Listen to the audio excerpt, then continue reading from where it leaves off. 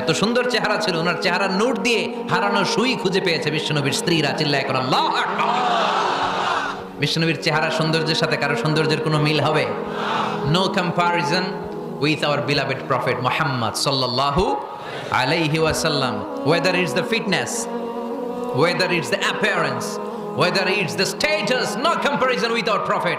এটা ফিটনেসের দিক থেকে হোক, এটা চেহারার সৌন্দর্যের দিক থেকে হোক, এটা কণ্ঠস্বরের ঝংকারের দিক থেকে হোক, সম্মান আর মর্যাদার দিক থেকে হোক, আমার নবীর সম্মানের ধারে কাছেও সম্মান পৃথিবীর কারো হতে পারে না। চিল্লায় বলেন ঠিক কিনা? এজন্য আল্লাহ বললেন ওয়া রাফা'না লাকা যিকরাক, নবী আপনার সম্মান বাড়াতে বাড়াতে আমি আকাশচুম্বী করেছি। লোকজন সব যে বিশ্বনবীর দরবারে লাইন ধরেছে, হাজিরা সব বিশ্বনবীর কাছে, যে চেহারা দেখেই কুপকার, বাকি জিনিস তো পরে। অনেকে আছে না, চেহারা দেখলেই মানুষ পাগল হয়ে যায়, আছে না নাই?